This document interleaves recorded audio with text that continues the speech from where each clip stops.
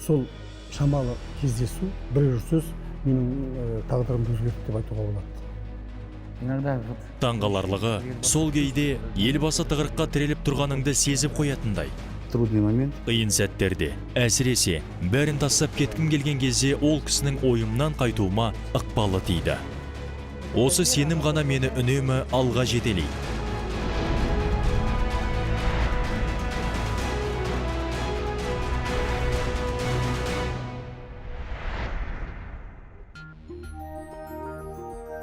Вы знаете, та же Германия, в которой я учился. Білесіз бе, мен білім алған Германияда астанасын Боннан Берлинге ауыстырған мемлекет. Берлин басқала болғанымен, астананы ауыстыру үдерісі 10 жылға дейін созылды. Қателеспесем 2001 жылдар болатын. Елбасы сапармен біз тұратын қалаға келді. Сонда журналистер оған сұрақ қойды. Елдің бюджеті әлі қалыптаспаған шақта, жас ел аз ғана уақыттың ішінде мемлекет астанасын, былайша айтқанда, сары далаға қоныс аударды. Осындай шешім қабылдауға не түрткі болды? Асықпай, жоспарлы түрде бастамасқа болмас бе? Деген сауалға елбасы қалжыңмен ғана мысал келтіре отырып, қысқаша жауап берді. Сіздер білесіздер ме? Қазақтар бұл немістер емес. Егер немістер 10 жыл деп қойса, онда ертесіне пойыздың кестесін жасай бастайды. Ал бізде 10 жылға деп бұйрық берсең, жарты жыл қалғанда ғана қозғала бастайды. Сол себепті 9 жыл күтудің керегі бар ма өзі? Так зачем ждать 9 лет? Шетелдіктер жас мемлекеттің көшбасшысының шынайы көңіл, таза ниетпен қолға алған астананы Сардалаға ауыстыру туралы бастамасының қазақ елінің қала құрылысындағы ірі жаңалық болатынын білді ме екен? Осы арқылы әлемдік құрылыс архитектурасының жаңа парағы ашылғанын айтпасқа болмайды.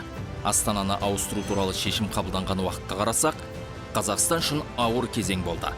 Экономика шатқаяқтап әзер тұрды.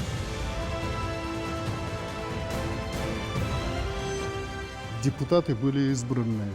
Бюджет тапшет, қаражат болмады. Депутаттар әрбір мекемелерден сайланды. Шахтерлерге осыншама, мұғалімдерге, медицина білім саласына осыншамадан керек дегенде бюджет үшін тартысатын. Кей кездері үзіліс арасында кәдімгі төбелес болатын. Соңында бюджет бекітілмей қалатын. 93 жылы парламент тарады, ал бюджет сол күйі бекітілмей қалды. Осындай қиын жағдайда, әрине, қазір сөзбен айту, жазу оңай шығар, алайда шыны керек өте ауыр кезең болды. Написать можно легко. Соған қарамастан 1994 жылы парламенттің пленарлық отырысында мінберде сөз сөйлеген Нұрсұлтан Назарбаев нақты әрі дәлелді түрде Ақмола қалайда тәуелсіз Қазақстанның жүрегі мен бетке ұстар қаласы болу керек деген ойын ашық айтты. Анализ, проведенный по 32... Ғылыми түрде жасалған талдау қорытындысының нәтижесінде Ақмола қаласы Астана атануға лайық деп танылды. Талдау 32 көрсеткіш бойынша, яғни әлеуметтік экономикалық, климаты, ландшафт, сейсмологиялық жағдайы, қоршаған орта, транспорт, құрылыс кешендері, еңбек ресурстары сынды факторларға негізделіп жасалды. 6 июля перед 6 шілдеден парламент демалысқа кету керек болатын. Германия бұл шаруаға ұзақ жылын жұмсады. 20 жылдан соң бізде болмаймыз. Сондықтан келісімімізді берейік делінді. Осылайша, аяқ астынан парламентшілер, президент аппаратындағылар, үкіметтегілер демалысқа бармайтын болды. Бұл 1994 жыл болатын. Ал 97 жылы ауыстыру басталды.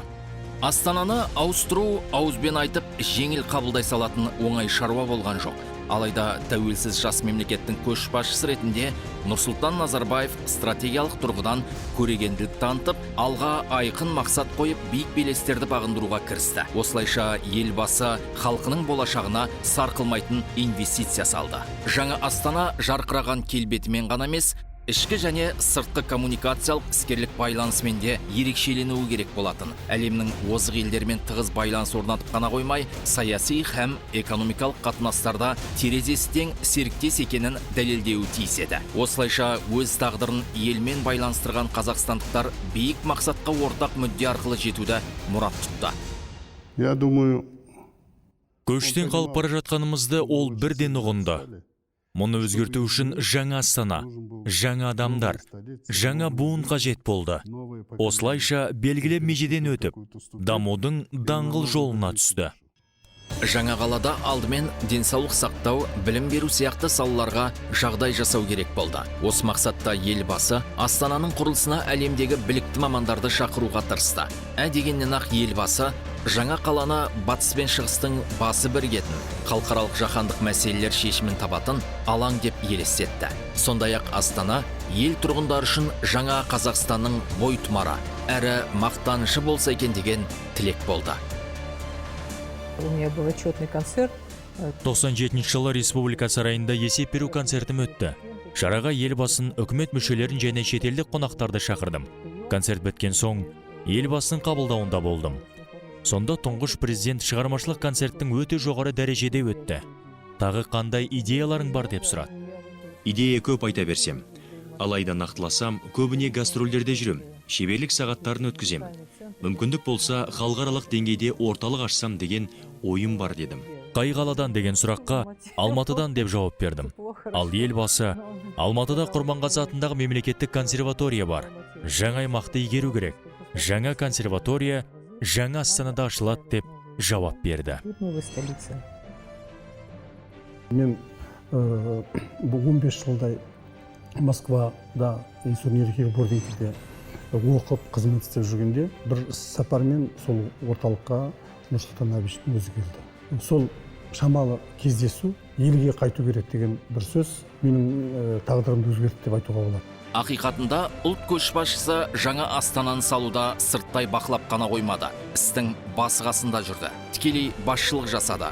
Ол әр қадамын ақылмен, ой елегінен өткізіп қана жасады. Өзі сияқты өрісі кең, зеректе ақылды азаматтарды шоғырландырды. Себебі өз ісінің хас шеберлері ғана кез келген қиындықты еңсере алатынын білді. И когда переезжали здесь... Астанаға көшерде сенаторлар, аппарат, үкімет басшыларын соғысқа бара жатқандай шығарып салатын. Астанаға келгенде онда 42 градус аяз болатын. Кәдімгідей соғыс әндеріндегі көзіміз жасқа толып келдік. Мұнда келсек, ештеңе жоқ, құр тақыр. Таңертең суда ағыссақ, су жоқ, ақпайды. Барлық құрылғылар аяздан қатып қалған. Ал минералды сумен жуынуға тура келді. Көрмеген соң ешкім сенбейді. Өте бір ауыр кезең болды. Біз қалалық тұрғын едік. Жылы жаққа үйренген. Бәрі дайын, қол жетімді. Алматыдан кейін жөндеу жүргізілмеген жатақхана, училищенің ғимараты, төмен жалақы сынды кедергілерге үйренісу оңай болмады. Жұмысты бастау үшін мұның барлығын ортақ бір жүйеге келтіріп алу керек болды. Тимирязев музыкалық мектебі училищенің барлық ұжымын біріктіру және жоғары дәрежелі академия құру оңай шаруа болмады. Картоп сатып алып тасығанымыз есімде. Біздің интернатымыз болды. Балалар аш қалмасын деген ой еді. Жатақханадағы ұстаздар айлық жалақысын уақытылы алса екен деген тілекте болдық. Осы сұрақтарының барлығын Қаржы министрлігі, Мәдениет министрлігі және басқа да түрлі құрылымдық жүйелер арқылы шешуге тырыстық. Мұндай жағдайда жұмыс істеудің үміттен гөрі күдігі басым еді. Тыңдап алған бағыттың дұрыстығына шек келтірмеген жалғыз адам ол Нұрсұлтан Назарбаев еді. Өзі ғана емес, өзгелердің де кері шегінуіне жол бермеді. Однажды он собрал всех. Бірде ол қаланың әкімі мен архитекторын, құрылысшыларды жинап алып, автобус пен нысандарды аралады. Бір-екі нысанды аралап болған соң, шетте тұрған құрылыс алаңына келіп тоқтады. Енді батпақ жолмен жаяу жүріп, әрі қарай не істеуге болатынын ойланыңдар деді. Ол адамдарды жұмыс істету үшін түрлі әдістер қолданды. Заставлял людей работать. Жай ғана қала емес, тұтас мемлекет тұрғызылды. Сондықтан қаланың көз тартарлық келбеті ғана емес, тұрғындарының өмірі, жайлы тұрмысы да маңызды еді. Алдымен мұғалім дәрігерлер, инженер қаржыгерлерге мән берілді. Осы санаттағы танымал тұлғалардың бірі қазақстандық кардиохирург Юрий Пя болатын. Это уже был 10-й год моего нахождения. Жаңа Астанаға көшу туралы 2003 жылы ұсыныс жасалды. Осыдан келген соң, кардиохирургия саласында бұрын соңды болмаған жұмыстарды қолға алу міндеттелді. Түркиядағы 10-шы жылы мен Түркияға Кеңес одағы ыдырағаннан 90 жылдардың басында көшіп кеткен едім. 10 жылда маман ретінде қалыптасып, біршама жетістіктерге жеткенмін. Сол тұста менің Астанаға ауысу туралы шешімді құптай қойғандар аз тұғын. Көбі уақытша демал салып, алдымен жағдайды көріп кел деген ақылдарын айтты. Себебі олар нақты бірдеңе болады дегенге сенбеді. Ал мен соған қарамастан радикалды шешім қабылдадым. 2003 жылдың 14 желтоқсанында ұлттық медициналық орталыққа қарасты шағын ғана хирургиялық клиника ашылды. Шараға елбасы Нұрсұлтан Әбішұлы келді. Мен ота жасау залын көрсеттім. Міне, осы жерде біз жүрекке күрделі ота жасаймыз дедім. Залға кірген тұста елбасы маған осы қалпыңнан тайма, мен саған сенемін деді. Бұл шешімім менің өмірімде маңызды орын алғаннан кейін түсіндім. В моей жизни. Бүгінде ұлттық ғылыми кардиохирургия орталығы орталық Азиядағы жетекші кардиохирургиялық клиникаға айналды. Мұнда емделу үшін түрлі елдерден жүздеген адам келеді. Ұлттық нейрохирургия орталығы да орталық Азиядағы жетекші клиника ретінде танымал. Америкадан да келген кісілер бар, Германиядан келген кісілер бар, Турциядан келген кісілер бар. Біздің өзімізді есеп жүргіземіз, 17 мемлекеттен бізге келген екен кісілер. Осы орталық ашылмай тұрғанға дейін Дүниежүзілік нейрохирургтар ассоциациясының сертификатына біз 1-2-3 адам іліккенбіз. Қазір Қазақстанның 80% нейрохирургтарында осындай сертификат бар. Академиктің айтуынша, нейрохирургия және кардиохирургия саласы көлемді қаржылық қолдауды қажет етеді. Осы екі саланы қаржыландыруға қуатты экономикасы бар, ауқатты елдердің ғана әлеуеті жетеді. Ал біздің мемлекетіміз бұл міндеттерді ойдағыдай атқарып шықты. Город в будущем должен быть городом. Біздің қаламыз болашақта ғылымдағы жетістіктермен мақтана алатындай болуы керек. Қалада әлемнің үздік білім ордалары, кәсіби мамандар шоғырланған медицина орталықтары, адамдарға жоғары дәрежеде қызмет көрсететін орындар болуы тиіс. Инвесторларға біз қақпаның бәрін ашып тастадық. IT университеті ашылды, IT хаб ашылды. Зияткерлі мектептерден кейін қазір қарасаңыз, жеке мектептер ашылып жатыр. Европаның немесе Американың үздік профессорлары, мұғалімдері келіп, біздің мектептерде, университетте сабақ беруде. Бұл елбасымыздың білікті маман, білікті ұрпақ, білімді ұрпақ тәрбиелеуге бағытталған жолы деп айтуға болады. Многие руководители говорят: идите. Көп басшылар барыңдар деп айтады. Ал нағыз іскер көшбасшы ғана менімен жүріңдер деп айтады. Елбасының осындай қасиеті болды. Ол бәрімізді біріктіре білді. Кейде қандайда бір реформаны қолға аларда, қол бармай қиын сәттерге тап болғанда, елбасы қиналған сәтіңді бірден байқап, бойға күш-қуат беретін сөздер айтатын, қанаттандыратын. Сол демеу сөздің өзі алдағы жарты жылыңа жететін қуат сыйлайтын. Елбасы адамдармен сөйлескенде үнемі жадыратып, жақсы сөзімен қолдап отырды. Кстати, я всегда говорю... Алдымен ол кісінің әрбір адамға деген зор сеніммен қарайтынын баса айту керек. Елбасы іс барысында әрбір адамға зор құрметпен, биік сеніммен қарайтын. Адамдағы сенімнің күші қолға алған істі бастарда тауға опыратындай қуат беретін. Сондықтан да елбасының маған деген сенімі бойыма күш, еркіме қанат бітірді. Осы күш-қуат арқылы музыка академиясын, болашақ университеттік құруда тек алға ұмтыла бердім. Сеніммен әрқашан алға жетеледі. Елбасының бойында көңілді энергиясы бар екенін үнемі айтып жүремін. Қандай да бір жобаны қолға алса да ол кең көңілмен, зор сеніммен бастайтын. Университет ашу туралы айтса, қолдаса, бірден орындалатын. Астана операны да ойға алды. Қазір керемет театрға айналды. Үлкен концерттік зал ашу керек болса, онысы Кюнск залынан кем болмайтын. И в трудный момент, Жаңа астанада жетік технологиялар мен әдістерге негізделген операциялар жасалды. Қазақстанда былай қойғанда, орталық Азияда алғашқы болып жасалған операциялар болды. Тіпті кей операциялар әлем бойынша алғаш рет біздің елде ғана енгізілді. Әрине, бұл жұмысыңа шалқар шабыт береді. Осындай жетістіктерден кейін алға қарай еркін қадам басасың.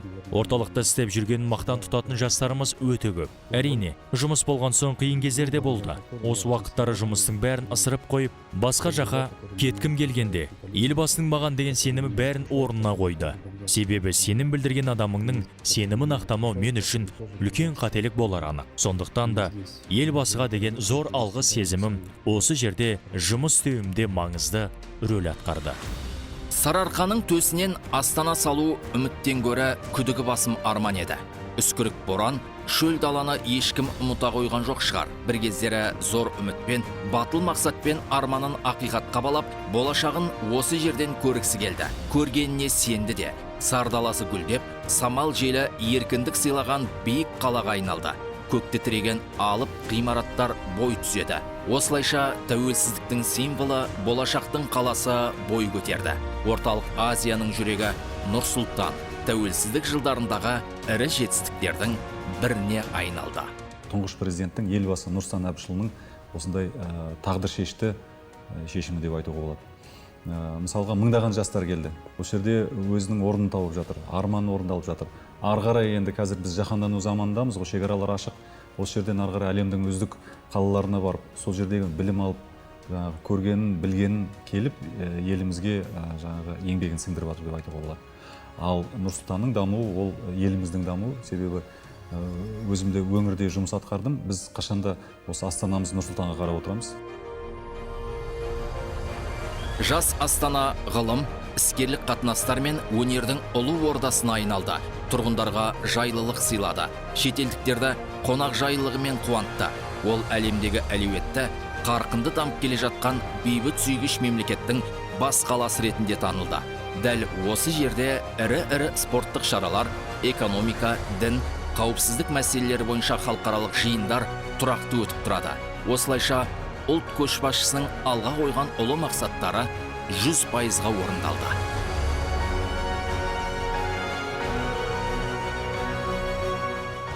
Изначальный лидер.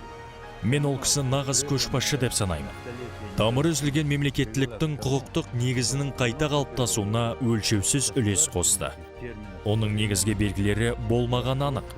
Мемлекеттілікті қайта құрды дегенді айтқанда, ол сөзбе-сөз айта салғандағы дүние емес. Расында солай болды. Елорда жоғары қарқынмен дамып өсіп келеді. Бас қаланың алдында жаңа міндеттер тұр. Биік мақсаттардың орындалуына Қазақстан Республикасының президенті Қасым-Жомарт Тоқаев айрықша көңіл бөлуде. Президент қала инфрақұрылымын дамытуға инвестиция тарту, құрылыс қарқынын арттыруға, тұрғындардың тұрмыс тіршілігінің одан әрі жақсаруына қатысты жұмыстарды жүйелі жалғастырып келеді. Мұнда адам өміріне қажеттінің бәрі бар. Әрі қарайда адамдарға рахат сезімін, шуақты қуаныш сыйлайтын сүйікті мекенге айналады деп сенем. Жаңа ұрпақ, өзгеріске толы әлем, басқа да қажеттіліктер түрлі кедергілер мен тәуекелдерге әкеп соғады. Алайда бойымызда кез келген кедергіге төтеп беретін күш қуат бар. Себебі біздің алдымызда болашаққа сеніммен қарайтын, шынайы махаббат пен адалдықтың үлгісін көрсеткен Нұр Сұлтан қаласы тұр.